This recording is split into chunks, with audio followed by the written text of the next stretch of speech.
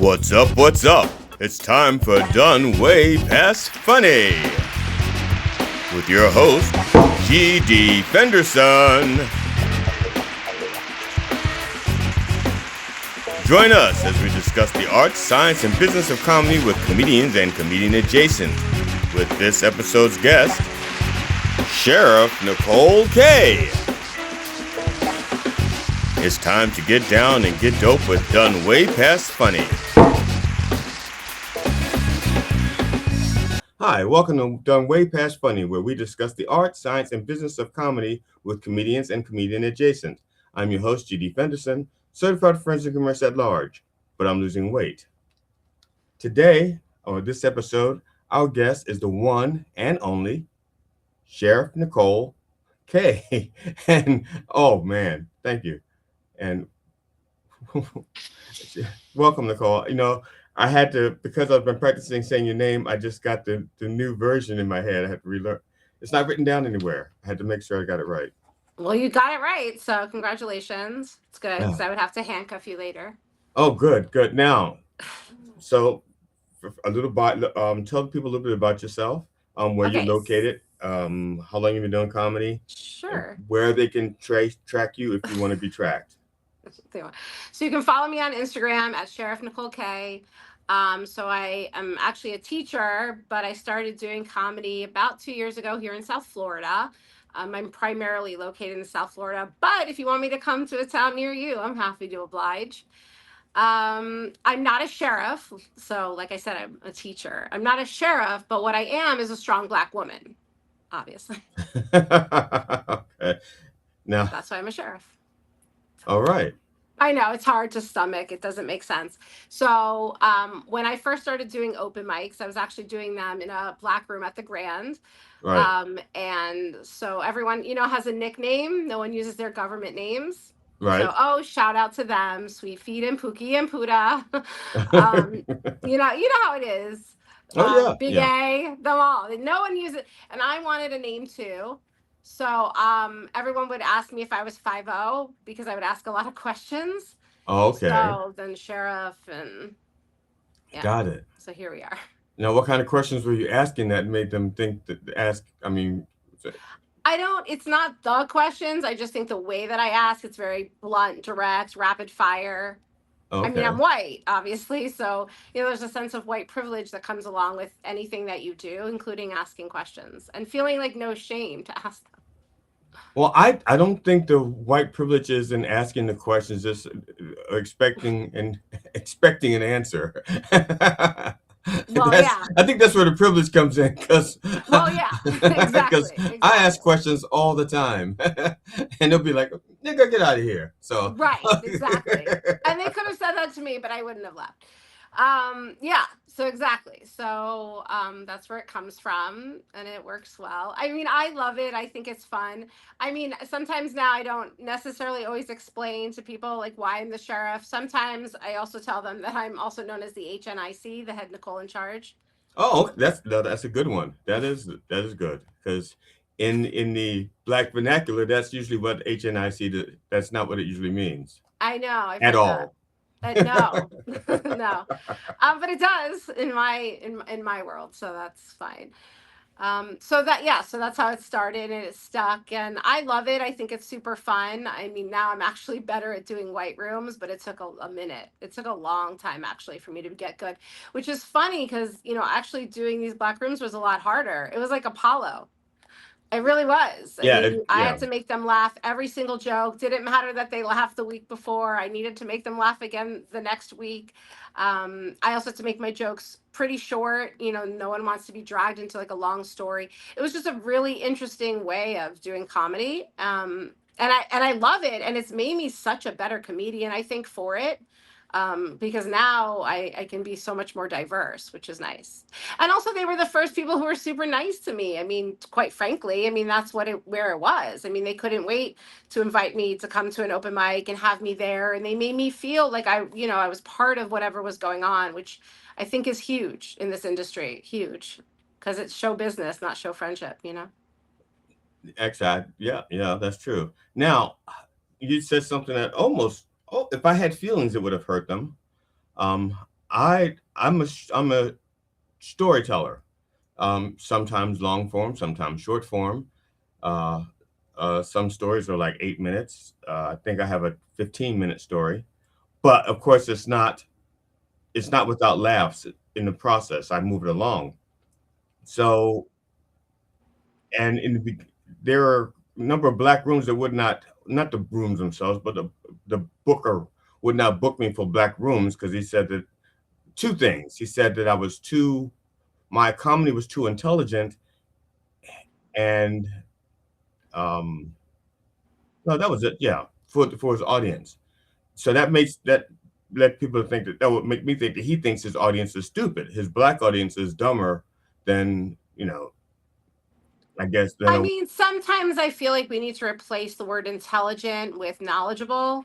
I don't think that it's sometimes intelligence, but it's like your pop cultural references. If you're not part of that culture, they might not understand, or, everyone who thinks, I mean, it's just that's what I think it is. It's really knowledge based, not really intelligence based. I would say where I was, it wasn't that they definitely weren't dumb. That wasn't even the factor. They were stoners. Everyone was getting high. So it's harder to keep the engagement. So you have to, that's why it was a little bit more rapid fire. Like I could tell a story, but it had to be a little bit faster. Okay. Now, so they don't have white stoners. No, I'm just no, because you're talking about the difference. I mean, I hear tell of the differences between black rooms and white rooms, and when most people say a black room, they think of the Apollo type, a little more raucous and so forth. Um, and to be honest, I remember watching Apollo, thinking this is way too overly dramatic for me. You know, the guy hasn't really told a joke. He just said, "God damn," and then everybody responded. And I understand that I'm not stupid, but that's not my type of room. But I have performed in those types of rooms, and I've done well. Um, So great. yeah, so that's why when I get my feathers get a little up and ruffled because I mean I understand that there's different cultures and things of that nature. Um, and usually, like I said, depending on your topics, you can make adjustments. Um, 100%. And I'm not yeah. saying that you wouldn't have done well in this room. I'm just Oh, saying my experience. My experience was that they didn't really want that. right. But that doesn't mean that in another black room they wouldn't have tolerated more. I haven't seen that. I mean, because one of the things actually, I mean, and what they consider my storytelling, like I have a joke that it takes a little bit longer to get there, but we're laughing along the way.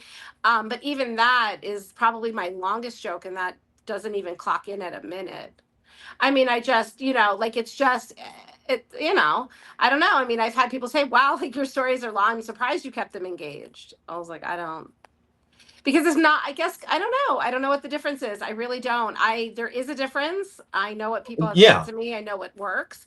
I right. don't know why that is. It just is. And I don't even know that that's countrywide. That could just be South Florida. We're special down here. I don't know if you know that, but we're a special breed. I've never performed in South Florida. I've Um, performed in no further south than Sarasota, so the middle of Florida. I've not gone past the middle of Florida. Um, Not like I didn't try, but once I moved up north, once I moved to Maryland, uh, I haven't been back to Florida to do comedy. I don't think.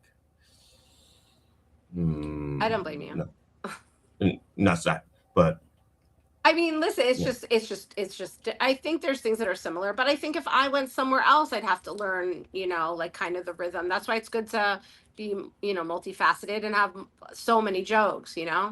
Oh yeah, I not agree. That's matter of fact, that's one of the things I'm I'm fascinated with um, the different what flies in different rooms and so forth. But I've uh, I was in Ohio, and I have a bit about guns are for cowards. And the host knew I had that bit, and he knew I was going to do that bit, and he says I wouldn't do that bit. And I said, "Are you kidding?" He goes, "Yeah, you're in Ohio. This is like gun country." And I went, "I don't care."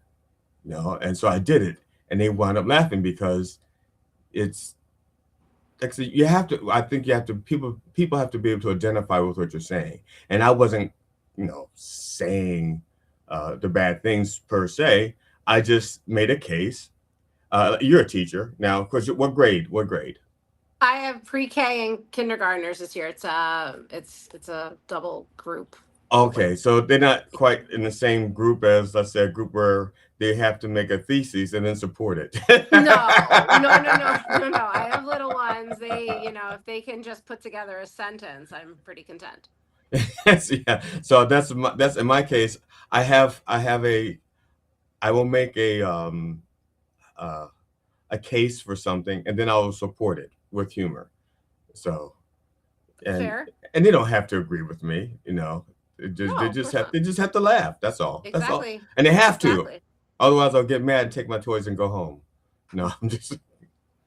And listen, and every joke doesn't hit anyway. Like that Oh joke God. could have bombed, but then you had another joke that did, and in the end, they like you because they don't really remember the one joke that sucked. They remember all the ones that were good. So Right. Yes, and that is a big uh, proponent of, at least in my. I look at comedy like it's an art and a science and a psychology and a business, and the psychology of comedy. I really believe that people don't have to laugh all the time, but when they leave, they need to have a good experience overall, because exactly. people don't remember most of what happens to them in the course of a day anyway. Well, I have a theory on that, and I know I'm so alone in this, but I don't care. I stand on it. That's why I go first. If we're doing an open mic and someone's like, "Who wants to go first?" or we're doing a show, "Who will go first?" I'm always like, "I will," because everyone remembers the first one up. So it's like that's how you build fans. I mean, they're not gonna if you're the fifth guy out of seven, maybe they'll remember you, maybe they won't, because it's you there's so many people. So yeah, that's kind of the reason I like to go first. Now around here, uh, the when I started doing comedy, a lot of times going first meant that everybody else was afraid to go first. It was, Well, they yeah, they probably are, but yeah. that's to my I don't but I feel like it's to your, detriment to be afraid because Oh yeah, no one remembers you. And if you're at an open mic, I mean, sometimes there's 20 people, 30 people. I mean, no one's going to, but people remember the first few people they see minimally, and maybe the last couple of people if they even stick around that long. right, So, yeah. and I need the feedback at an open mic. Like I really do. I like that feedback. I like to know what's going on. So, um, yeah, otherwise it's just like not worth it for me. Now with the children that you teach, um, They don't like dick jokes. No, they do, actually. I oh, can say that's penis okay. 300 times a day. They love it. I don't do dick jokes, but I have thoughtful penis commentary um, with a humorous bent, usually Cool. to the left. Um, but with the children that you teach, are there any of them that you can look at and see that they are destined to become a comedian? No, no, but also, I mean, they, so I work with kids who primarily have ASD, so autism spectrum disorder, and, Okay. or some sort of behavioral disorder. So I would say no, sometimes, but I mean, I'm working with really young children, that kind of comedy or that slapstickness, or even to be able to put a joke together, that doesn't come until much later. You have to have a command of the language before you can, change it up. They don't even have that. I Yeah. think those jokes start to come when they start, especially when they start to read. So, 5, 6, 7, when they start picking up like knock knock book jokes or dad joke books, that's when that starts to come. And then you can see that more. But no, at the young age that I have, no, definitely not. But you can see them, want to become other things. Like I can definitely see them being, artistic or a dancer, or there's plenty of kids where you're like, oh my God, they make a great doctor or scientist, or someone who needs to work with their hands and or needs to be very physical. Yeah, you can see all those things. But comedian, that's not that age. And that's interesting. That is very interesting because um, I am of I am only recently been converted to the fact that uh, not everyone has a sense of humor. I was a firm believer that everyone had a sense of humor. We just had to find out what made them laugh. But later, but and I based that on myself because I thought I didn't have a sense of humor as a child, and that wasn't quite true. What I didn't have was self awareness, so I couldn't see myself in the world, and I couldn't see the world in myself, so I couldn't make the comparison. So I didn't know what would be funny until I guess until around age 6. Um, Around I was about 6 years old when I started doing my first. Um, okay, people have watched the show a few times. I'm going to say the story again, and you can fast forward. I will raise my hand when I'm done, just like this when I'm done telling the story. Okay. Uh, when I was 6 and my brother was 8, we were punished for stealing, and my mother put us in a room for a week to punish us, and we shared a room. And as soon as the door closed, my brother says, "I'm not going to make it a week. I'm going to go crazy. Make me laugh, or I'm gonna punch you in the face." No pressure. And I did not know joke structure or anything like that, but I did watch a lot of television. Marx Brothers, Three Stooges, Mac and Meyer for Hire, uh, Abbott and Costello. Now, my brother did not watch three Marx Brothers. He did not like the Marx Brothers. So he didn't watch them. Well, I shouldn't say he didn't like them. My mother didn't like them, so my brother didn't watch them. But I love the Marx Brothers. So to make my brother laugh, the first thing I did was um, Marx Brothers, because he didn't watch them. He didn't know the material. So I did the song Lydia the Encyclopedia. You know, Lydia the Tattoo Lady. I don't know if you're familiar with that or not. It goes, Lydia, oh Lydia, say, have you met Lydia, oh Lydia the Tattoo Lady? She has eyes that men adore so, and a torso even more so. And it's a like a 3-minute song. And Okay. I did the Groucho dance and everything. And my brother's like cracking up. And then he wanted something else, so I did something else from the Marx Brothers. We were punished for a week. After about 15 minutes, I had gone through all of the Marx Brothers material that I knew. And my brother goes, okay, again, do me, something else. And I didn't have any more material.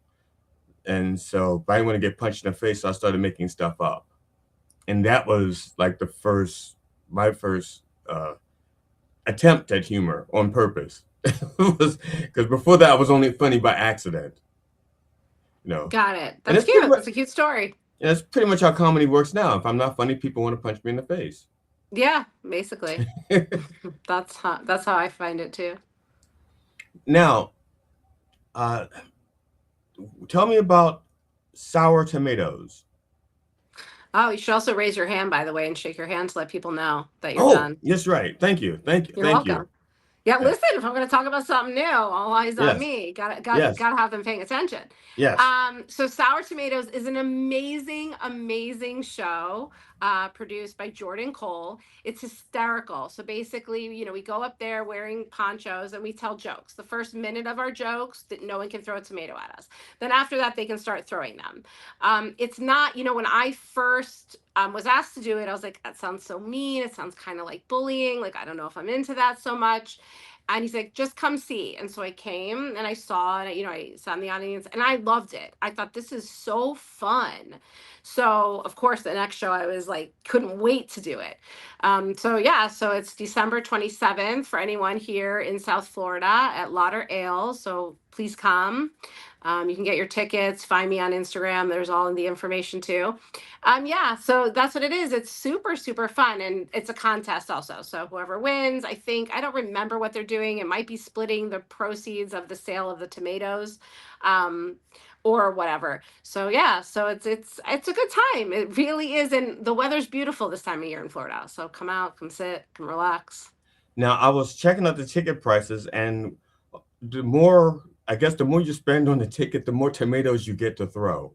That's true. Yeah, if I, so I did get that correctly. Yeah. So You did. But if okay. you just want to buy, the cheapest ticket and then maybe you feel like maybe you think, "Oh, I'm not throwing tomatoes," then don't throw them. I didn't throw any tomatoes. I sat on the side. Like I just was there to have a good time and a good laugh. I feel that people miss like everyone knows comedy, but everyone knows, big famous comedians. No one Right. really thinks about like the smaller shows that are going on. Right. But there's a lot in any city and people should look for them and go to them because you can really see um, today's best comedians. I mean, these are the up and coming stars. These are the people who hopefully will get famous one day. I mean, me, I don't know how much fame I want, but I definitely want to be on a cruise being a comedian. I think that would be super fun. Yeah, um it is. Yes. yeah, but beyond that, I mean, it's just fun to be out and socialize. And sometimes like, I don't know, young people, they love to drink and that's their jam. I'm older, I don't want to be out drinking, but you can sit at a comedy show, especially. And it's not like I love the improv. I don't necessarily love their business practices, but that's a great place to meet people if you're just one person, because you sit at a table with a bunch of people and you just sit and you talk and you hang out. Right. It's awesome. And you can do that at any comedy show. And approach any comedian you want, for God's sakes. You think we're cute? Come approach us. You think we're funny? Come tell us. What are we going to do? Yell at you? I'm not Chelsea Handler. I'm not like, go shoo away. Like, I don't know you. Behug, bye.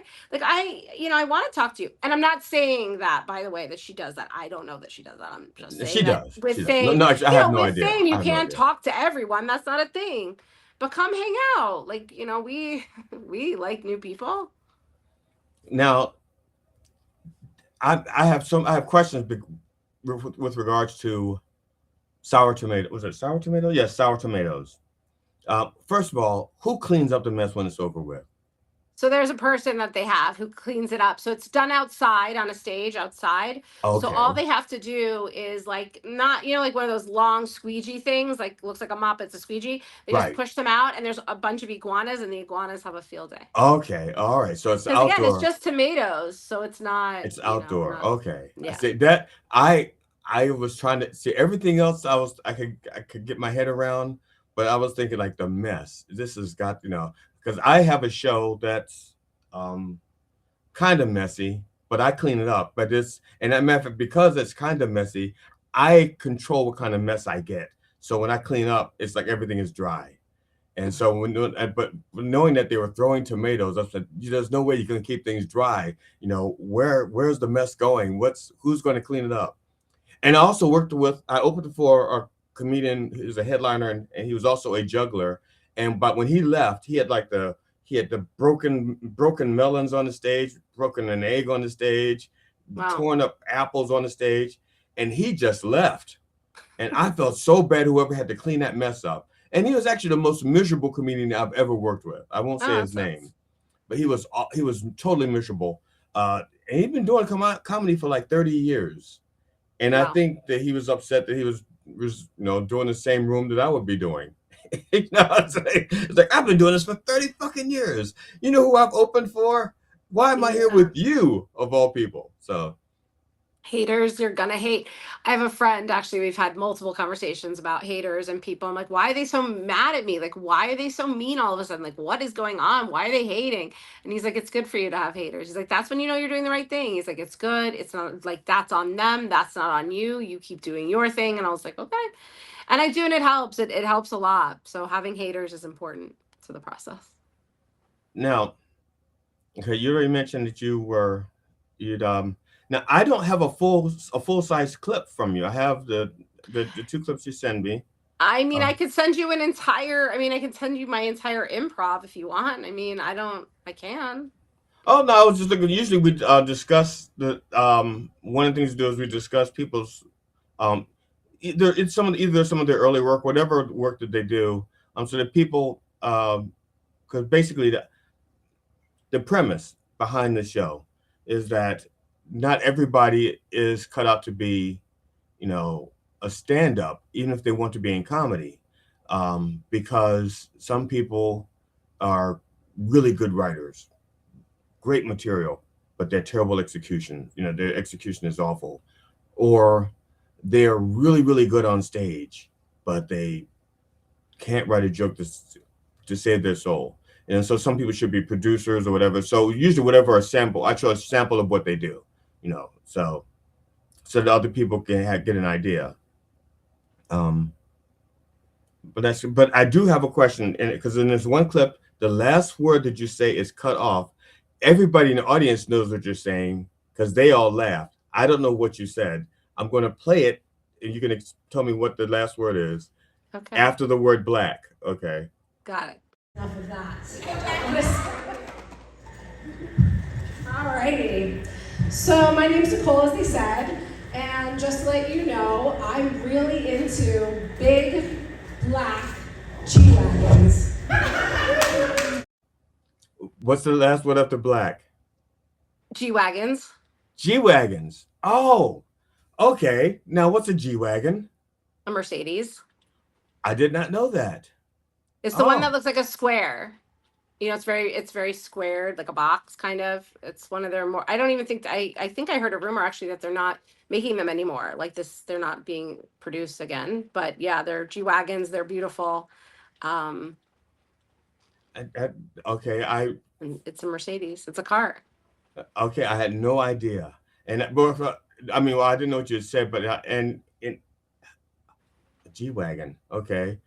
You've Now, got to look up a picture. That's one of those yeah, things. that's what. Yeah, I'll put Pull a up the picture. picture. I will put up a picture. In post. I don't have a picture of a G-Wagon here, do I? No, I'll do it in post. Um, okay.